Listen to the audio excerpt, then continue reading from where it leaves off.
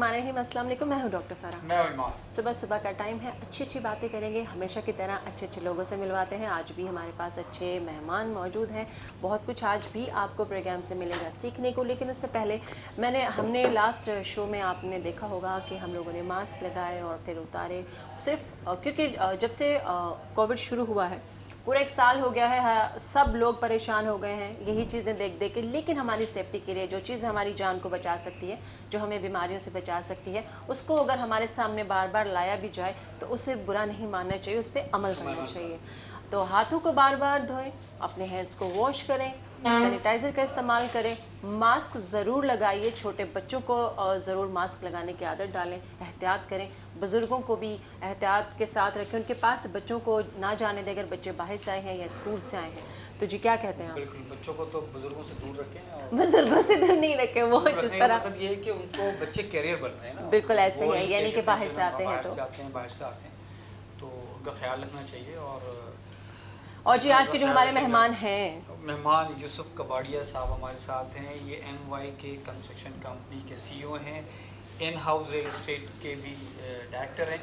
उसके अलावा बहुत सारी चीज़ें, करंट जो है वो चेयरमैन YK फाउंडेशन भी है और member defence Clifton real estate हैं। उसके अलावा बहुत सारी इनके पास FPCCI में भी एक्टिव है, सोशल एक्टिविटीज़ भी करते रहते हैं। लेकिन आज हम आपको इनके ज़रिए बताएंगे रियल एस्टेट असल में क्या, इसके लिए कोई एजुकेशन की ज़रूरत होनी चाहिए या किसी कोर्स की ज़रूरत होनी चाहिए। जैसा कि ठेले वाले भी रियल एस्टेट लगा के बैठे हुए, माँ साहब अभी कह रहे थे, मासियाँ भी, पता नहीं मुझे तो नहीं लगता, लेकिन हर दुकान पर आप देखिए बोर्ड लगा हुआ है रियल एस्टेट का। क्या इसके लिए प्रॉपर नॉलेज होना ज़रूरी है? तो आज हमें बताएंगे यूसुफ साहब। अस्सलाम वालेकुम। वालेकुम अस्सलाम। कैसे हैं सर? आज हमने आपको सुबह सुबह उठा दिया। सुबह उठा दिया आपने, और थोड़ी सी एक्टिव हो जाए, जाग जाए। और आपको पता है कि मेमन का जो है वो सुबह सुबह उठना कितना डिफिकल्ट होता है। हाँ, काम मेमन जो है वो बहुत ज्यादा करते हैं। और लेकिन सुबह वैसे मैंने देखे सुबह उठते हैं, ऐसा कोई कभी कभार ऐसा होता है, वो तो सुबह 5 बजे के बाद ही काम पे लग जाते हैं माशाल्लाह, मैंने देखा है। और हमने आपके लिए कॉफी इसीलिए बना के आपको दी है ताकि आप एक्टिव हो जाए। कितने अरसे से फील्ड में है सर? थोड़ा सा। मैं सिंस 2003 से इस फील्ड में हूँ।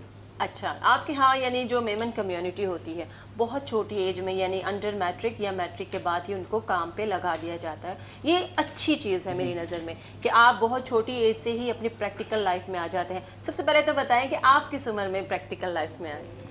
एज यूजुअल मैट्रिक के बाद ही। तो अच्छा कैसा लगता है कि जी अभी तो आपके साथ के जो फ्रेंड्स होते हैं क्रिकेट खेल रहे हैं, सो के देर से उठ रहे हैं, लेकिन आपको काम पे जाना पड़ता है? नेचर है वो, हमारे मेमन की जो है वो तरबियत ही इस तरह से हुई है कि बच्चा जो है वो आदी हो जाता है इस चीज़ का।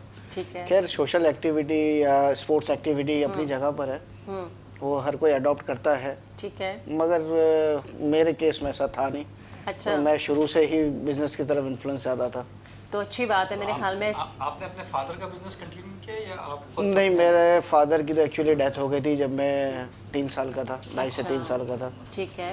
और मगर ये कि ये फील्ड मैंने खुद सेलेक्ट की। मैं इससे पहले दूसरे बिजनेस कर रहा था। ठीक है। ज़ाहिर बात है मैट्रिक के बाद निकलते ही थोड़ा मोबाइल के काम किया, इलेक्ट्रॉनिक मार्केट में, फिर गाड़ियों के काम में हुआ, तो 2-3 कामों का एक्सपीरियंस रहा। मगर 2003 के अंदर मैंने ये फील्ड ज्वाइन की रियल एस्टेट की।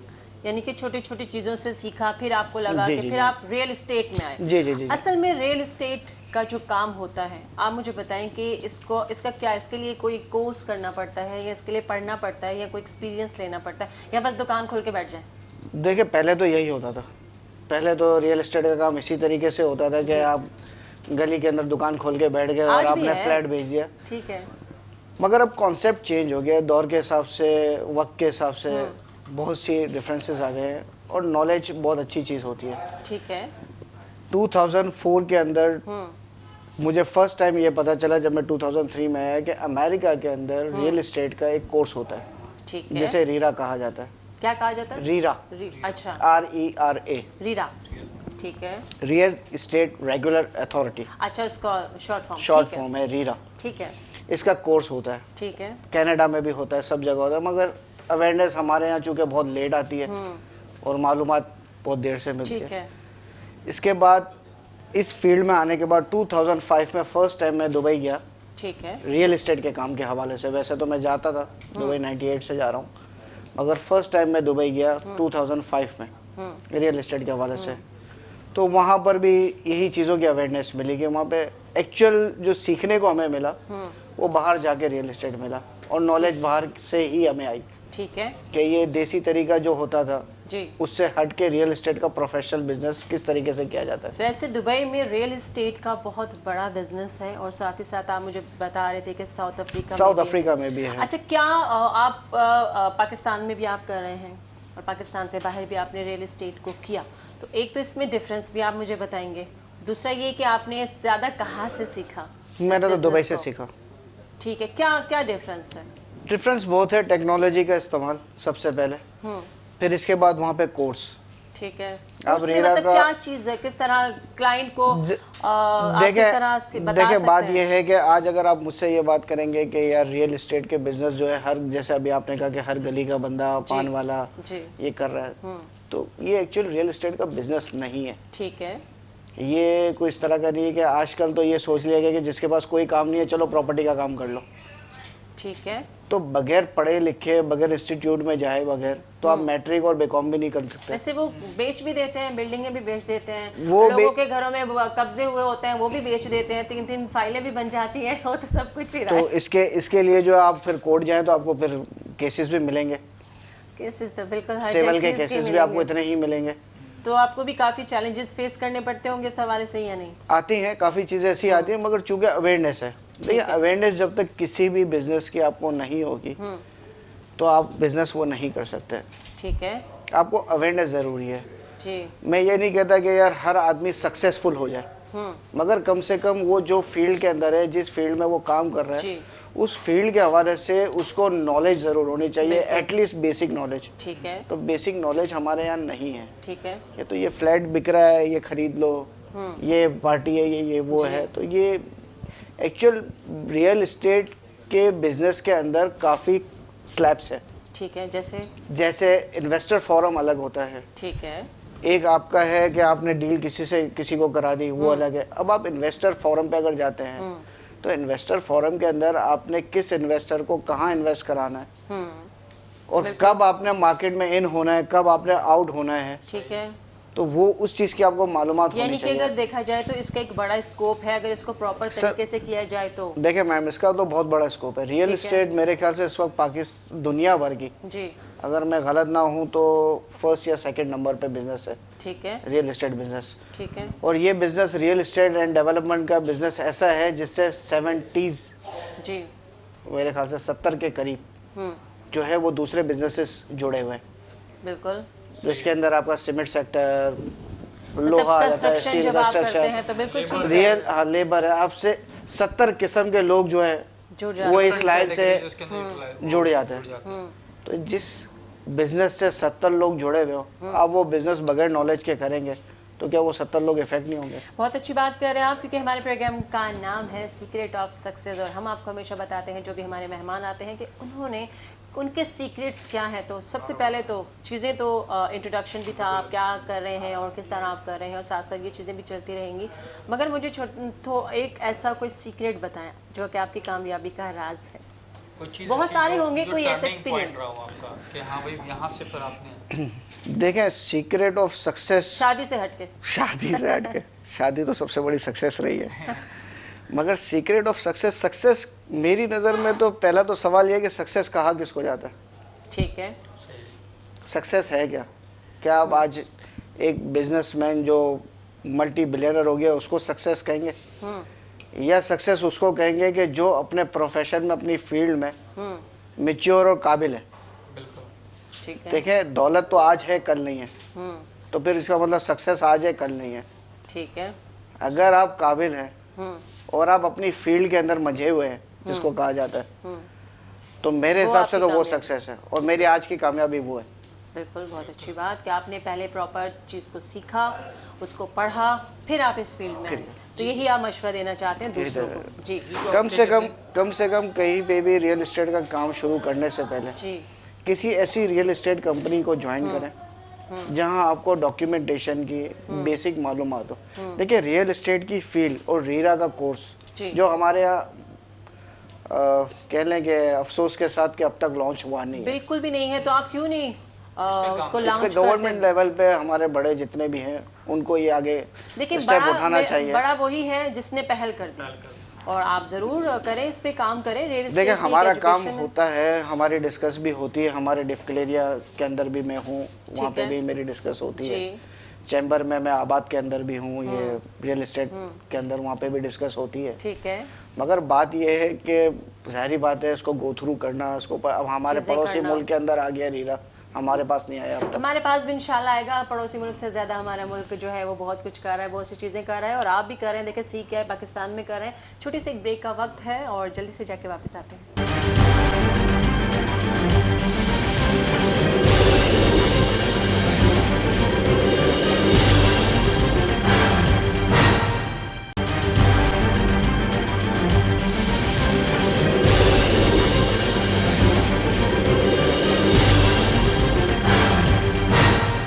जी हम वापस आ चुके हैं। रियल एस्टेट के बारे में आपको बता रहे हैं कि जी रियल एस्टेट का क्या काम है और किस तरह उसको आप शुरू कर सकते हैं। छोटी सी दुकान लेके भी आप कर सकते हैं, लेकिन उसके लिए प्रॉपर आपके पास एजुकेशन होनी चाहिए, आपके पास उसके बारे में मालूमात होनी चाहिए, क्योंकि आपके पास इन्वेस्टर भी आते हैं। एक मजदूर जितनी मेहनत करता है उतनी मेहनत शायद ही कोई करता होगा, लेकिन वो एक मजदूर ही क्यों रहता है? क्योंकि वो आगे बढ़ने की नहीं सोचता। उसके बाद जो ठेकेदार बनते हैं, क्योंकि अगर 50 मजदूर हैं तो उसके साथ एक ठेकेदार होता है, और ये मैं हमेशा मिसाल देती हूँ। एक ठेकेदार जो होता है वो उन 50 में से क्यों निकल के जाता है? क्योंकि वो उन चीज़ों को सीखता है प्रॉपर, और वो उनको आगे लेके जाता है। तो यही चीज़ मैं यूसुफ साहब आपसे दोबारा से उसी तरफ हम आते हैं कि आप कंस्ट्रक्शन का काम भी करते हैं, रियल इस्टेट तो करते ही हैं, कंस्ट्रक्शन में मुझे बताएं कि उसके लिए भी प्रॉपर जाहिर है इंजीनियर्स आपकी सारी एजुकेशन होती है।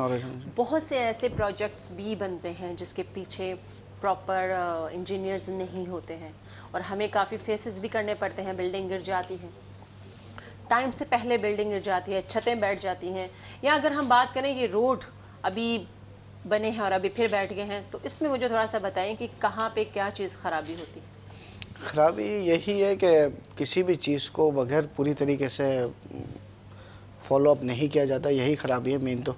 ठीक है। बाकी ये कि कितनी मिलावटें होती हैं, इतनी मिलावट हमने खासकर हम रोड के बारे में हाँ, आपसे काफ़ी जानना मिलावटें चाहूंगी। होती है, काफ़ी चीज़ें इसके अंदर होती हैं, काफ़ी लोग देखिए किसी भी चीज़ को करने के लिए ईमानदारी भी ज़रूरी है। ठीक है। जो आपने मुझे अभी सक्सेस की बात की, तो सक्सेस के अंदर सबसे ईमानदारी, पहली चीज़ ईमानदारी। ऑनेस्टी का सबसे बड़ा किरदार होता है। बिल्कुल उसके बाद कहीं जाके आपको सक्सेस मिलती है।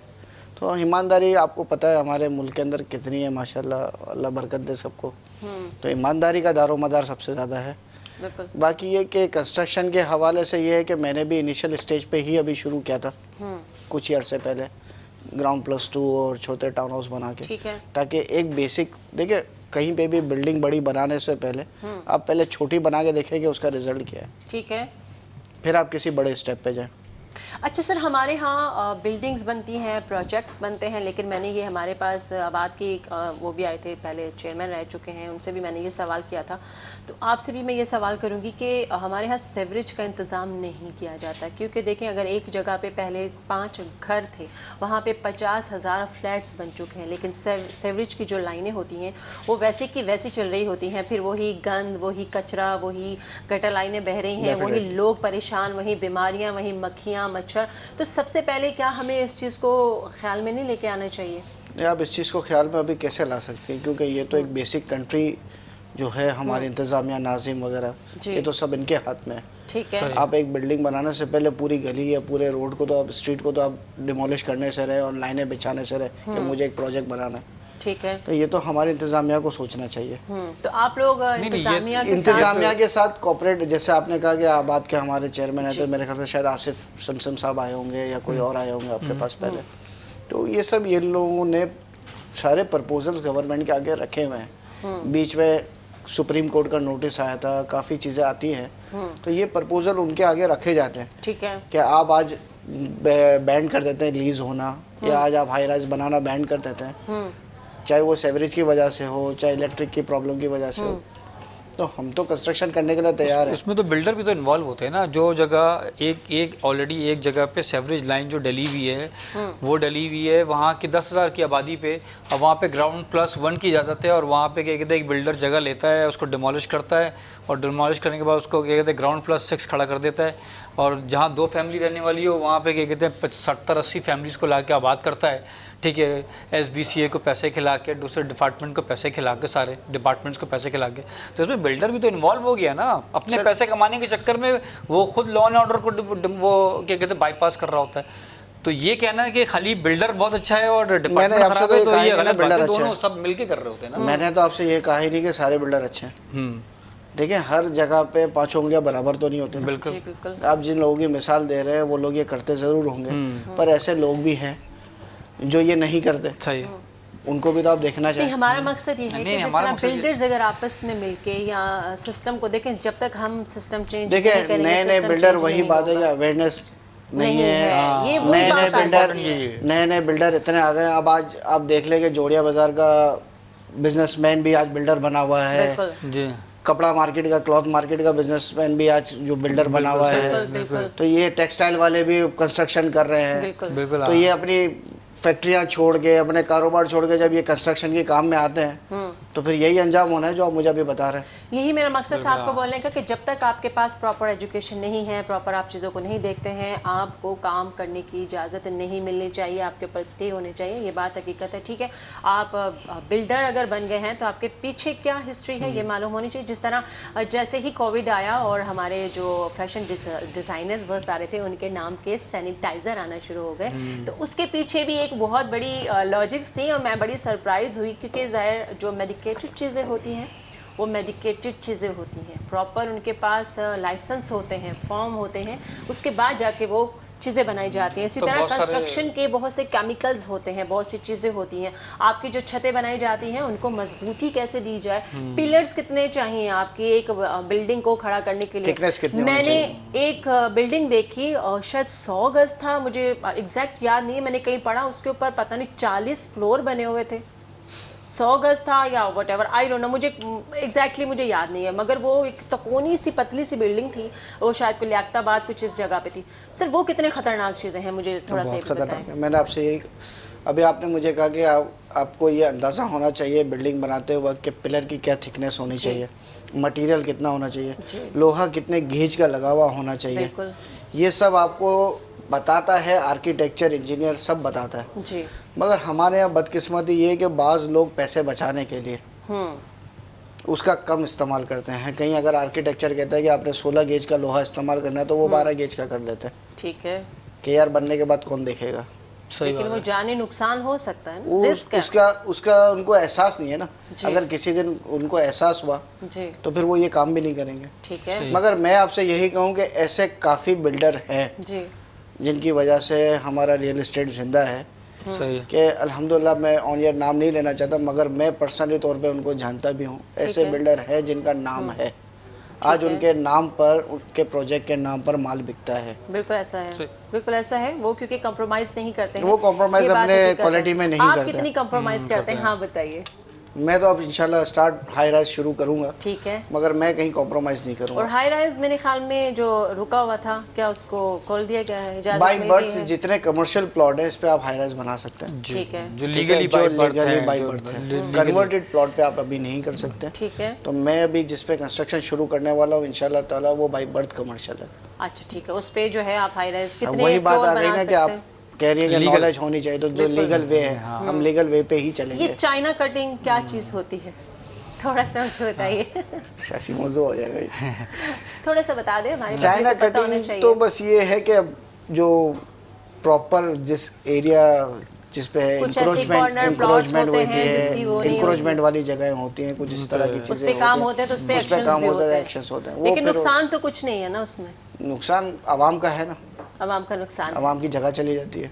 बिल्कुल ऐसा ही है। आप लोग रियल एस्टेट का फ्यूचर क्या देख रहे हैं पाकिस्तान में? बहुत अच्छा है, बहुत अच्छा है, बहुत मगर अच्छा। इसको किस तरह सही किया जाएगा? जो देखिए अवेयरनेस, मैं बार बार एक ही बात कहूँगा कि अवेयरनेस, ये मैं इंशाल्लाह अवेयरनेस कौन कराएगा? अवेयरनेस है, ऐसे लोग हैं असल में हमारे यहाँ। सर मैं आज के शो में कह रही हूँ कि आप यहीं पे अनाउंसमेंट दें और आप अपना एक इंस्टीट्यूट खोल दें। नहीं, मेरा इंस्टीट्यूट क्या है, मेरा रियल एस्टेट जो ऑफिस है ये एक इंस्टीट्यूट है। मैं आज आपके प्लेटफॉर्म से कहूँगा जिसको आके रियल एस्टेट की लाइन में काम करना है, सीखना है, चाहे वो मेल हो फीमेल हो, ठीक है, मोस्ट वेलकम। सर आपके पास जॉब्स भी होंगी? हमारे रियल एस्टेट की ऑफिस में ज़्यादातर जॉब नहीं दी जाती। हमारे यहाँ ये रेशियो होता है कि वो काम करे और 50% ऑफिस को दे, 50% खुद ले। ठीक है। और अगर उसके एफर्ट अच्छे हैं, उसका काम अच्छा है, तो फिर ऑफिस 40% देती है, 60% उसको देती है। देखिए जॉब के अंदर तो ये है ना कि वो एक लिमिट में आ जाएगा, 15,000, 20,000, 25,000। तो मैं तो प्लेटफॉर्म मतलब अपना ओपन अच्छा इस तरह से रख रहा हूँ, ठीक है, कि मैं हर आदमी को बोलता हूँ भाई 15-20,000 वाले क्यों रहते हो, बिल्कुल, आप ऊपर तरक्की मगर करो। पहले आप उनको सिखाएंगे। मेरी ऑफिस में अल्हम्दुलिल्लाह मेरे पास एक प्यून आया था आज से 10 साल पहले, आज है। वो रियल एस्टेट का काम कर रहा है। कि उसको सिखाया वो जाए। मेरे पास 5,000 रुपए नौकरी पे आया था 10,000 पहले, 10 साल पहले 5,000 की नौकरी पे आया था। आज वो फ्लैट किराए पे दे के अपना काम चल रहा है, माशाल्लाह 20-25,000 रुपए कमा रहा है, 50,000 रुपए कमा रहा है। मगर उसको क्या अवेयरनेस हुई भी है, एक काम किस तरीके से होता है। वो बेचारा अंगूठा छाप आज कम से कम रेंट एग्रीमेंट बना सकता है, वो पढ़ सकता है, ठीक है, तो उसको नॉलेज हमारे प्लेटफॉर्म से ही मिली है। बिल्कुल ऐसा ही है जी। हाँ, नॉलेज होना बहुत ज़रूरी है, हर चीज़ में नॉलेज होना ज़रूरी है। क्या कहते हैं आप? बिल्कुल सही कहते हैं। ये जो आपके और भी बिजनेस हैं दुबई में, साउथ अफ्रीका में, फिर इतने सारे जो आप डिफरेंट एसोसिएशन के कई मेंबर भी हैं कहीं, तो कैसे मैनेज करते हैं चीज़ों को आप? डिफरेंट एसोसिएशन को भी देखते हैं आप? डिफरेंट एसोसिएशन को भी देखता हूँ, और बस ये टाइम निकालना पड़ता है सब चीज़ों के लिए, ठीक है, वक्त निकालना पड़ता है। बाकी रियल दूसरी जगह पे भी बिजनेस मेरा है रियल एस्टेट ही ज़्यादातर। अच्छा, ठीक है। साउथ अफ्रीका में भी मेरी इन हाउस प्रॉपर्टीज़ के नाम से रजिस्टर्ड है, ठीक है, बाकायदा लाइसेंस्ड है। दुबई में भी मेरे पास LLC south Africa in house properties के नाम से ली है। प्रोजेक्ट्स बनते हैं आपके? नहीं, मेरा रियल एस्टेट है, सिर्फ रियल एस्टेट का काम, रियल एस्टेट का काम है। और वहाँ में और पाकिस्तान के काम करने का तरीका कितना डिफरेंट है? काफ़ी डिफरेंट है। वहाँ पे तो रियल एस्टेट का काम करने के लिए आपने रीरा में रजिस्टर्ड होना पड़ता है, ठीक है, गवर्नमेंट आपको फिर एक कार्ड बना के देती है, सही है। उस कार्ड को पंच किए बगैर आप डील नहीं कर सकते। सही। और तो क्या ये कानून यहाँ पास नहीं हो सकता? हो सकता है, अगर आप उस पे बात उठाएं कि जी यहाँ हो पे सकता है, उठाई भी गई है, हमारे डिफकल एरिया की तरफ से भी उठाई गई है, आबाद वालों की तरफ से भी उठाई गई है। तो अभी तक उस पे कुछ नहीं हुआ। क्या कहते हैं? क्या वजह है? गवर्नमेंट का इंटरेस्ट नहीं है? गवर्नमेंट का इंटरेस्ट का तो मैं कुछ नहीं कह सकता, मगर सही जगह पे आप लोगों ने आवाज अप्रोच नहीं किया। हमारे यहाँ हर चीज़ होती लेट है थोड़ा सा, ठीक है, मैं हो ये जाती कहूँगा, है, हो ज़रूर जाती है, हो जाती है, तो घबराना नहीं है, घबराना नहीं है। आजकल तो हमारे खान साहब भी बीमार हैं, अल्लाह ताला उनको सेहतयाबी दे। जी घबराहट तो होती है, वो गरीब तबका, वो लोग जो सिर्फ रोज़ की मजदूरी करके घर लेके जाते हैं और उनके बच्चे उनका इंतज़ार कर रहे होते हैं, वो मज़दूर तबका है, वो जो ठेले लगाते हैं। और ख़ासकर मैं ये भी बताऊं कि जितने भी वेटर्स हैं, अभी कारोबार में काफ़ी ज़्यादा मसाइल आ गए हैं। क्या कहते हैं, ये वेटर्स की काफ़ी सारी जॉब्स चली गई। तो लेकिन इस पैंडमिक में, कोविड में बहुत से लोगों ने बहुत से बिजनेसेस भी ऑन कर लिए हैं, जिस तरह ऑनलाइन बहुत से फूड हो गए, लर्निंग कोर्सेज हो गए, काफ़ी सारी चीज़ें भी ऑन हुई हैं। तो आप क्या कहना चाहेंगे? अब जैसे कोविड के अंदर इस दफ़ा लोगों ने ऑनलाइन बिजनेसेस किए, जी बिल्कुल, तो ऑनलाइन बिजनेस जो है वो रियल एस्टेट का भी हो सकता है।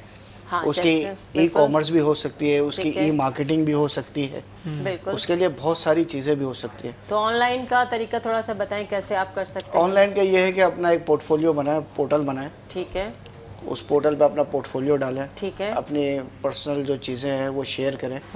जैसे हमारे यहाँ अभी ज़मीन.com भी आया हुआ है, अभी बयूद वालों ने भी आया, अभी घराना.com आया हुआ है, ये काफ़ी चीज़ें आई हुई हैं। तो इस तरीके से मेरा अपना एक विजन है और मैं अनकरीब उसको स्टार्ट कर रहा हूँ। मेरा अपना इन हाउस प्रॉपर्टीज़ के नाम से एक पोर्टल आ रहा है, ठीक है, इन हाउस प्रॉपर्टी, जिसमें सिर्फ और सिर्फ मेरे अपनी ऑफिस की इन्वेंट्रीज होंगी, मेरे अपने ऑफिस के क्लाइंट होंगे और मेरे अपने ऑफिस की ही लोग होंगे। अच्छा, ये जो डिफरेंट एप्लीकेशन है उनके पास तो मुख्तलिफ लोगों के प्रोजेक्ट्स होते हैं, लेकिन आप जो है वो सिर्फ अपने ही प्रोजेक्ट को लेके चलेंगे, जो कि नहीं, सिर्फ मेरे प्रोजेक्ट को लेके नहीं चलूंगा मैं, दूसरे प्रोजेक्ट भी होंगे, मगर हम ऑथोराइज भी होंगे उसके, ठीक है, और हमारे पास अपनी ही डायरेक्ट चीजें होंगी जिसको हम इन्वेंट्रीज कहते हैं, ठीक है, जो हमारे मतलब ये भी नॉलेज आपके पास होनी चाहिए कि आप किस तरह आपके पास इतना माल होना चाहिए, माल होनी चाहिए, आपके पास इतनी चीजें होनी चाहिए, ठीक है, प्रोडक्ट होनी चाहिए कि आप उसको, जारी बात है, बगैर प्रोडक्ट के दुकान नहीं चलती। बिल्कुल ऐसे दुकान भरी हुई हो तो क्लाइंट को वहाँ जाने को दिल करता है, कहते हैं इसके पास कुछ अच्छी चीज़ें होंगी क्योंकि दुकान भरी हुई है। क्या कहते हो? बिल्कुल। कितना गहरी सोच। ये जो आपके कहते हैं वो FPCCI के जो मेंबर हैं आप, तो रियल एस्टेट के हवाले से इसमें आप? नहीं, उस पर तो अभी जनरली मेंबर हूँ मैं।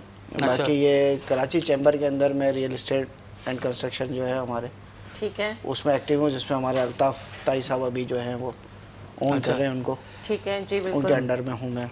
ये जो क्या कहते हैं जो रियल एस्टेट में जो आपने देखा होगा, हमने देखा है बहुत सारे के चलते अब तो ख़वातीन भी घर से बैठ के रियल एस्टेट का काम करती हैं, उनको भी फ़ोन करके बोलती हैं कि ये ख़रीद लें, वो ख़रीद लें, इतने एकड़ ज़मीन ख़रीद लें, हाईवे पे ख़रीद लें। तो ये जो इसमें जो ना गलत काम भी हो रहा होता है बहुत सारा, मतलब कि गलत फाइलें भी, सारी चीज़ें सिलसिले चल रहे, तो कैसे रोकेंगे? ये तो होता है।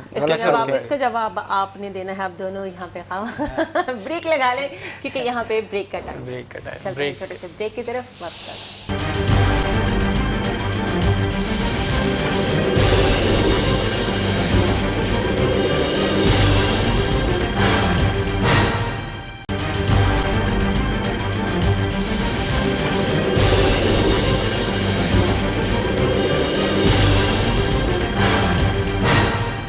वेलकम बैक जी, वापस आ चुके हैं। आपको बता रहे हैं इस प्रोग्राम के ज़रिए रियल इस्टेट का काम आप कैसे कर सकते हैं स्टार्ट, और कंस्ट्रक्शन के काम के लिए किन चीज़ों की ज़रूरत होती है। आम घरेलू लोगों को पता नहीं होता है उसमें क्या चीज़ें हैं, ख़वातीन को स्पेशली मालूम नहीं होता है, और जेंट्स वो जो फील्ड में रहते हैं, जो ऐसे लोगों से मिलते हैं, उनको फिर भी मालूम होता है, लेकिन उनके लिए भी हमने मज़ीद चीज़ों की इन्फॉर्मेशन के लिए आज यूसुफ साहब को इन्वाइट किया था, जो कि उन्होंने काफ़ी कुछ बताया और उम्मीद करती हूँ कि आपने जाना होगा। लेकिन हमने अभी तक कोई पर्सनल बात ही नहीं की। इनका फेवरेट, हमारे साहब की फेवरेट एक सवाल है जो ये सबसे करते हैं।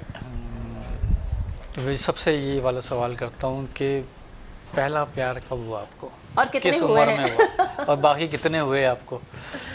कुछ तो हुआ होगा ना। ये मैंने नहीं पूछा, ये माँ साहब की तरफ से। नहीं बेटा, आपके घर वाले कुछ नहीं बोलेंगे आपको? प्यार तो मुझे आज भी होता रहता है। ओहो, प्यार का तो कोई एंड ही नहीं है। मुझे लग रहा है प्रोग्राम के बाद आपने घर नहीं जाना। तो प्यार का क्या है, ऐसा कुछ अपने काम से प्यार करें, ऐसा कभी कुछ नहीं हुआ? नहीं कोई इतना। शादी अरेंज मैरिज की या लव मैरिज की? Arrange marriage. अच्छा, मोस्टली मेमन्स में अरेंज मैरिज ही, क्योंकि वो बेचारे अभी मैट्रिक मतलब इतने बड़े होते ही नहीं है कि वो उस तरफ जाए तो उनकी शादी कर दी जाती है।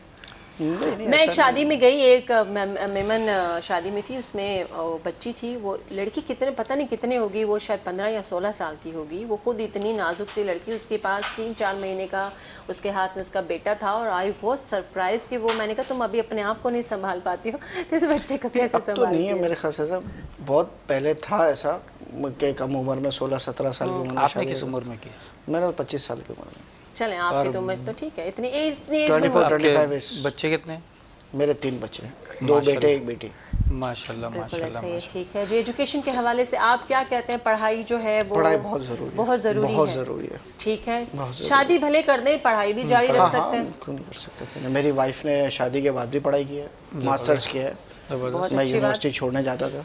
ठीक है, ये चीज बताएं। बाहर खड़े होकर इंतजार करते थे? नहीं, बाहर खड़े होकर फिर मैं इंतजार नहीं करता था, चला जाता था। ये तो बहाना होता था ना बाहर खड़े होने का कि मैं आपके इंतजार में खड़ा हूँ। नहीं, वो वाइफ मेरी थोड़ी शार्प थी, तो मेरे पहले बेटे को मेरे साथ ही रखती थी कि वो भी साथ छोड़ने आता था, ताकि सबको पता चल जाए कि ये बच्चे का बाप है। बच्चे का बाप है। सही अच्छी बात है। और बताएं जिंदगी के, क्योंकि माशाल्लाह आप इस बिजनेस में हैं, जिंदगी आपकी है, बच्चे माशाल्लाह आप बेटे के साथ हैं, सर के बड़े माशाल्लाह अच्छी एज में है, तो ज़िंदगी के असल में ज़िंदगी का मकसद क्या है? इंसान अगर देखे, फैमिली, ये मकसद है, सबसे पहली चीज़ फैमिली। ठीक है। कोई ऐसा टर्निंग पॉइंट बताएं कि कोई आप छोटी उम्र से मैट्रिक से आप कारोबार में आ गए, ठीक है, कोई ऐसा टर्निंग पॉइंट जहाँ पे आपको लगा हो कि अभी टूट जाऊंगा, अभी मैं बस?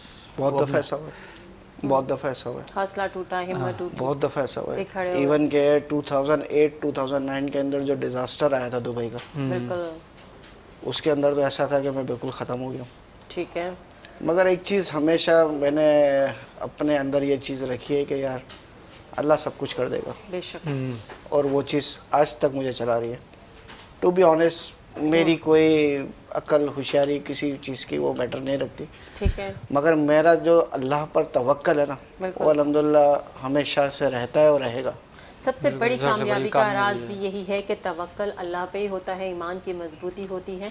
इंसान किसी को कुछ नहीं देता, ये मैं हमेशा कहती हूँ। इंसान वसीला ज़रूर है मगर वो किसी को कुछ भी नहीं दे सकता। देने वाली ज़ात रब की ज़ात है, और जब भी मांगे अपने रब से मांगे, गिड़गिड़ा के मांगे, रो के मांगे, क्योंकि उसकी बादशाहिद में कमी तो किसी चीज़ की नहीं है। और लोग कहते हैं कि तुम इतना नहीं मांगो, कहते खुल के मांगो, अच्छी अच्छी बातें करें। शब बारात आने वाली, बिल्कुल बिल्कुल, मंडे को शब बारात भी है जी, और आप लोगों ने इबादत भी करनी है, अल्लाह से रो के मांगना भी है। जिन जिनको जो नहीं मिला वो भी मांगे, हमारे लिए भी दुआ करनी है। क्या कहेंगे सर इस हवाले से? रमज़ान भी आ रहा है तो महंगाई बहुत ज़्यादा हो जाती है। आपकी तो एनजीओ भी है? मेरी एक है, मगर हम लोग करते हैं उसके अंदर राशन वगैरह जो है ये बांटते हैं, डिस्ट्रीब्यूशन करते हैं हम लोग इसके अंदर कंट्रीब्यूट। और ये जो मेरी एनजीओ वाईके फाउंडेशन बनी हुई है, ये बेसिकली जनरली नहीं है, ये हम 4-5 दोस्तों ने मिलके आज से 10-12 साल पहले बनाई थी। ठीक है। और एक नॉमिनल अमाउंट के अंदर, यानी हम लोग किसी से ना चंदा कर रहे हैं ना कोई ऐसी चीज़ कर रहे हैं। ठीक है। ये आपस में जो हमारा एक कंट्रीब्यूशन होता है, जो एक बंद मुट्ठी में हमारी होता है, उसके हवाले से हम लोग आपने बना करते हैं कि भाई हमारे जो जितने करीब के लोग हैं उनके उसमें करते हैं। अभी मेरे रिसेंटली 2 दिन पहले एक दोस्त का करीब इंतकाल हुआ। जी जी। बीमार थे वो काफ़ी, तो जनरली वो नॉर्मल एक समझे कि दोस्त मेरा था, मगर ये कि उस साहिब हैसियत ज़रा बराबर भी नहीं था। ठीक है। तो सबने मिलके कंट्रीब्यूट किया और माशाल्लाह उसको 1 रुपए की कमी नहीं होने दी, मतलब उसको ये एहसास नहीं होने दिया हमने। तो इस तरह का आपस में हम लोग करते हैं। चलें, तो बहुत अच्छी बात है, नेक काम भी करने चाहिए साथ साथ, क्योंकि यही काम आएगा आगे जाके हमारे। आप जो प्रोजेक्ट बना रहे हैं उसके अंदर मुझे बताएं कि वो जो प्रोजेक्ट है आजकल जो वो चल गया है कि आप इंस्टॉलमेंट्स पे भी अपने फ्लैट्स ले सकते हैं, कम पैसे या कुछ एडवांस दे के फिर मंथली देते रहें, यही उस तरह का कुछ सिस्टम है? नहीं, उस तरह का नहीं है, बस यही नॉर्मली है कि 10% दे के 20% दे के आप बुक करवाएं। ठीक है। वो 3 साल का प्रोजेक्ट होगा, फिर उसके अंदर आप पार्ट पेमेंट 30 साल जैसे 25 साल की आपकी वो हो जाती है बैंक के साथ। नहीं, अभी हमने ऐसा हमारा ऐसा कोई प्लान नहीं है। खान साहब ने वो सिलसिला निकाला है, मगर अभी हमारा पर्सनली तौर पे इस तरफ नहीं है। अच्छा, एक ऐसा भी होता है ना कि एक आदमी जब आपके पास आके, आप एग्जांपल आप कोई 1 करोड़ का फ्लैट बेच रहे हैं, अब वो आके 10% दे के बुक करा लेता है, आगे की 4, 5, 8, 10, 20 किस्तें भी दे देता है, आधे ज़्यादा पेमेंट कर देता है, कोई क्लॉप्स हो जाता है, किसी वजह से जॉब खत्म हो जाती है, कारोबार ख़राब हो जाता है, बिल्डर नहीं भागे, चले आप तो नहीं भागेंगे, तो कोई भी कोई मसला हो जाता है, तो उसका क्या सेटलमेंट होता है उसके साथ? कि ऐसा कुछ सिलसिला नहीं, जैसे बैंक जो है वो गाड़ियाँ, आज पहले तो गाड़ियाँ इंश्योर नहीं होती थी, मगर बैंक में एक पॉलिसी आई, इंश्योरेंस कंपनी ने पॉलिसी लाई कि भाई आप गाड़ी खरीदेंगे तो आपको गाड़ी को इंश्योर कर दिया जाएगा। इसी तरह कोई ऐसी पॉलिसी लाए ना, कोई इंश्योरेंस कंपनी जो घर खरीद रहा है, जो बुक करा रहा है, वो साथ में उसका घर भी इंश्योर्ड हो, और जब वो किसी वजह से क्लॉप्स हो जाए, देखिए तो मेरी बात सुनो, आप कह रहे हैं कि वो जो खरीद रहा है उसको इंश्योर्ड हम लोग करवा लें, सब कुछ कर रहे हैं, मगर हमारे यहाँ अल्हम्दुलिल्लाह बिल्डर्स, स्पेशली हमारे मेमन्स, जी जी, ये जब भी कोई ऐसा मौका आता है जिसमें कोई इंस्टॉलमेंट के अंदर डिफ़ॉल्ट होता है, तो हम उसको टाइम देते हैं। और दूसरी बात ये कि हम उससे ये कहते हैं कि ठीक है यार, तुम पेमेंट नहीं कर सकते, हम किसी और को ये भेज देंगे, तुम्हें तुम्हारी पेमेंट वापस मिल जाएगी। हाँ, ये सबसे अच्छा तरीका है। पेमेंट तो मिल जाएगी, मगर एक आदमी का ड्रीम होता है ना कि वो सर वो ड्रीम पूरा अपना खुद नहीं कर सक रहा, तो हम क्या उसको ड्रीम पूरा करेंगे? नहीं, कोई ना कोई हल तो निकालना चाहिए ना। ऑब्जेक्टिव दुनिया कहाँ से कहाँ पहुँच गई, बाहर मुल्कों में आप कोई चीज लेने जाए तो अभी भी कोई ऐसी पॉलिसीज में अभी भी आपसे तो एक कार्ड आपका बनता है, उस कार्ड के जरिए आपका घर बहुत सारी चीजें होती हैं। वो इसीलिए कि वो वहाँ पे सिस्टम है, लॉ एंड ऑर्डर है। अब वहाँ की, अब जैसे दुबई के अंदर भी एक नॉर्मल आईडी बनाते हैं, ठीक है, चाहे आप फॉरेनर है, उस आईडी के बेस पे आप सब चीजें कर सकते हैं, घर भी ले सकते हैं, गाड़ी भी ले सकते हैं, क्योंकि वहाँ पे ग्रिप है, पकड़ है, कानून है, लॉ एंड ऑर्डर है। हमारे यहाँ भी ऐसी कोई चीज है नहीं। हमारे यहाँ तो जिसको फ्लैट दिया जाता है वो बाज़ों का कब्जा करके बैठ जाता है, ठीक है, अब खाली कराओ उससे, अब खाली कराने के लिए अब लड़ो उससे, लड़ेंगे तो वो फिर बोलेगा कि बड़ा आदमी है, बिल्डर हो गया, अब लड़ता है, बदमाश लाता है। और भाई तूने खाली करके बैठ भी तो गया, तूने कब्जा करके बैठ भी तो गया। बहुत सी ऐसी प्रॉपर्टी जो बिल्कुल खाली होती हैं, उनको काफ़ी अरसे से बंद होती है, कुछ फैमिलीज बाहर होती हैं, उस पर लोग कब्जा भी कर लेते हैं। ये चीज़ भी गलत है, क्योंकि दुनिया में ही सब रह जाना है, साथ तो किसी ने कुछ भी नहीं लेके जाना। आज मैं कुछ मगर ज़्यादा वैसे अच्छी कहते हैं जो है ना एक कोई ना कोई ऐसा प्रोजेक्ट आना चाहिए जो प्राइवेट बिल्डर्स है ना, गवर्नमेंट के ऊपर नहीं जाए कि खान साहब बनाएंगे, खान साहब तो बनाएंगे ठीक है, मगर क्या कहते हैं जो प्राइवेट बिल्डर्स जो बैठे हुए हैं जो बिज़नेस कर रहे हैं उनको पैसे कमा रहे हैं, मगर उनको चाहिए कि वो ऐसी स्कीम्स लेकर आएँ, सस्ती स्कीम्स लेकर आएँ जो बेचारा अफोर्ड नहीं कर सकता ना, उसके लिए कोई आसानी पैदा करें कि उसको भी बेचारे को अपना घर मिल सके ना, कि वो अपने आपका प्रोजेक्ट हो सकता है, बड़े बड़े चीज़ें लॉन्च कर सकते हैं। ऐसी चीज़ें हैं, लोग दे रहे हैं कि भाई अभी अब बिल्डिंग बनी हुई है, आप रहना शुरू करें और फिर किस्तों में कर दें। ऐसे हैं, गुलशन मेमार लोग हैं, गुलशन मेमार साइड पे हैं, ऐसे 2-4 बड़े बिल्डरों ने किया हुआ भी है काम, तो उस पर वो मुजाहिदा नहीं है। मगर हमारे यहाँ जनरली ये कॉन्सेप्ट है नहीं, हमारे मेंटालिटी बड़ी दूसरी है लोगों की। मैं आपको बताऊं, अभी मैं इस्लामाबाद गई थी, मैंने वहाँ देखा बारिश हुई, बहुत तेज़ बारिश हुई, पूरी रात बारिश होती रही, अगले दिन भी होती रही, मैंने कहीं पे इतना सा पानी जमा होते हुए नहीं देखा। जो मैं आपसे सेवरेज की बात करी थी, कराची एक बड़ा शहर है, ऐसा शहर है जो कि कमा के देता है, सबसे ज़्यादा टैक्स मेरे ख्याल में कराची देता है और सबसे ज़्यादा लोगों को मौके भी यहीं मिलते हैं। तो यहाँ पे जितने बिल्डर्स हो गए, बड़े बिजनेसमैन हो गए, वो सिर्फ अपनी ही चीज़ों को बेहतर करने की कोशिश करते हैं, वो कराची को बेहतर करने की कोशिश नहीं करते हैं। अगर बेहतर करता है, आप देखेंगे कि किसी गली के कोने में वो गरीब लड़के ने, किसी ने पौधे लगा देता है उसको सफाई करने के लिए, कोई वहाँ पे उस दिन मैंने देखा वो रोड बना रहे थे। तो ये सिर्फ गरीबों के अंदर ही, यानी वो लोग जो कम अफोर्ड कर सकते हैं वही ये चीज़ें करते हैं। आखिर हमारे यहाँ वो लोग जो अफोर्ड कर सकते हैं वो इन चीज़ों को क्यों नहीं बेहतर करते हैं? वो इसलिए नहीं कर सकते होंगे, जैसे मैं आपको एक बात बताऊँ कि अभी कुछ अर्से पहले मेरे घर की गली के बाहर, रोड के बाहर, ठीक है, स्ट्रीट पे कुछ टूट फूट हो गई। ठीक है, अब मुझे उसको सही करवाना था। अब मैंने वहाँ के इलाके के नाजिम से जाके कहा कि यार मैं पैसे देता हूँ, आप ये इस पे रोलर जाओ। ठीक है। अब आप यकीन माने मेरे पैसे ऑफर करने के बाद भी वो एक्सेप्ट ही नहीं कर रहा कि मैं इस गली में कुछ काम करवाऊँ। ठीक है। तो हमारे सिस्टम का फेलियर है। अगर हम रोड बना भी लेते हैं या कुछ भी कर लेते हैं, जैसे आप अभी साइड एरिया चले जाए, मल्टी बिलियन का वहाँ पे बिजनेस होता है, मगर साइड एरिया के रोडों का हाल देख रहे हैं आज तक, बिल्कुल कि आपकी गाड़ी को ऐसा लगे कि खाना खा के जाए तो हजम होके वापस आ गया। बिल्कुल ठीक कह रहे हैं, मैं खुद भी वहाँ पे मैंने विजिट किया था और तो वहाँ पे क्या वहाँ के इंडस्ट्रियलिस्ट जो हैं वो रोड नहीं बना सकते? नहीं तो सर हमारे यानी रियासत, हमारे यहाँ सिस्टम सबसे बड़ा सिस्टम का फेलियर है। सिस्टम जिस दिन सही हो जाएगा उस दिन सब चीजें सही हो जाएंगी। करने वाले बहुत लोग हैं, करने वाले बहुत लोग हैं। हम अगर खुद ठीक हो जाएं तो सब कुछ ठीक हो जाएगा। सर हम खुद भी सही हैं, ऐसा नहीं है कि हम बहुत ज़्यादा ख़राब है, मगर ये है कि हमारी थोड़ी ऊपर लेवल की जो है वो टीम सही हो जाए तो करने वाले बहुत हैं।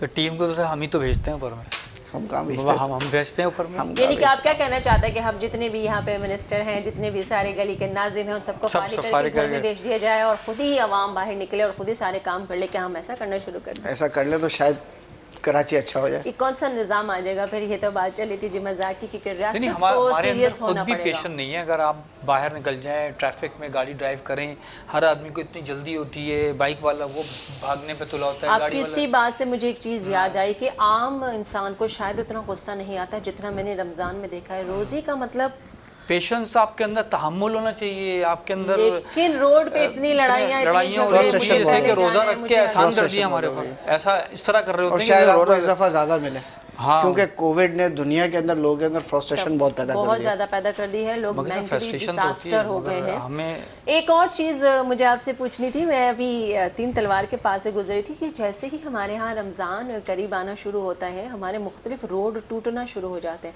जबकि उससे पहले चाहिए कि वो करके वो तो ये तो आपका काम नहीं है। मैं थोड़ा सा वैसे ही मुझे बड़ा ये चीज़ थी कि आपसे भी मैंने कहा डिस्कस करूँ कि जैसे रमज़ान करीब आता है रोडों को इतना ज़्यादा तोड़ दिया जाता है कि लोग और ज़्यादा फ्रस्ट्रेशन के परेशानी के तरफ चले जाएं, तो ये गलत तरीका है मेरे ख्याल में। रमज़ान से पहले तो हर चीज़ को स्मूथ कर देना चाहिए, आसानियाँ पैदा कर देनी चाहिए। तो क्या कहते हैं आप इस बारे में? आपकी राय जानना चाहती हूँ। मेरी राय क्या होगी, हमारा मुल्क अफसोस, सर आप यहाँ पे माशाल्लाह काम करते हैं, अफसोस से कहना पड़ रहा है कि ये हमारा वो मुल्क है जहाँ रमज़ान के अंदर जो है वो फूड आइटमों में, फ्रूट्स में रेट बढ़ा दिए जाते हैं, खाने पीने की दुनिया में। मैं साउथ अफ्रीका में रहा हूँ और वो नॉन मुस्लिम कंट्री है, तो वहाँ पे रमज़ान के अंदर जो है वो स्पेशल सेल लगती है, रमज़ान ऑफर लगती है खाने पीने में, सब चीज़ों पे। और अफसोस से कहना पड़ रहा है कि हमारे मुल्क के अंदर ऐसा नहीं है। ना वही तो उनमें इंसानियत है। तो हालांकि अगर बात की जाए क्या कह सकते हैं यहाँ के लोगों के बारे में? आप अपने जो लॉन्चिंग कर रहे हैं रमज़ान में क्या ऑफर देंगे आप?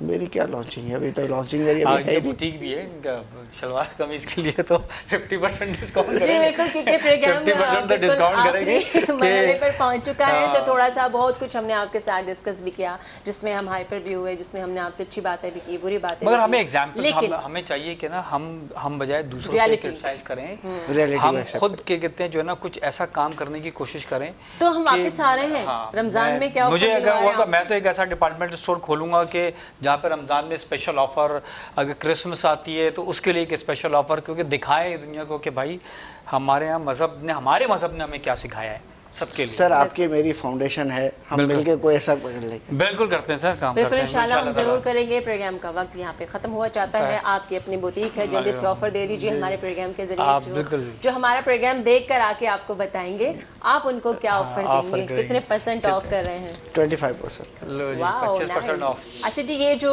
इनके पास जो है वो जेंट्स शलवार कमीज होते हैं, इंशाल्लाह नेक्स्ट किसी प्रोग्राम में ज़रूर हम यूसुफ साहब को बुलाएंगे और उनके ड्रेसेस भी आपको दिखाएंगे। और 25% इन्होंने दी है ऑफर, नाम भी बताते चलें अपने बुटीक का। नाम तो बता दें। निशान खान नाम है, तारिक रोड पे।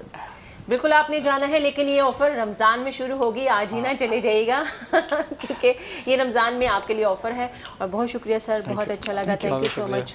कंस्ट्रक्शन के हवाले से कोई मैसेज देना चाहेंगे लोगों को, यूथ को, रियल एस्टेट के हवाले से कोई रियल एस्टेट के हवाले से मैं ये देना चाहूँगा कि रियल एस्टेट बहुत अच्छी फील्ड है, और जिन लोगों को इस लाइन में आना है जी, वो ज़रूर फीमेल भी आ आए, सकती है। फीमेल भी आए, मेल भी हैं, मगर काम करें अवेयरनेस के साथ, ठीक है, नॉलेज के साथ काम बिल्कुल। करें, और बहुत अच्छी फील्ड है, ऑनेस्ट रहें।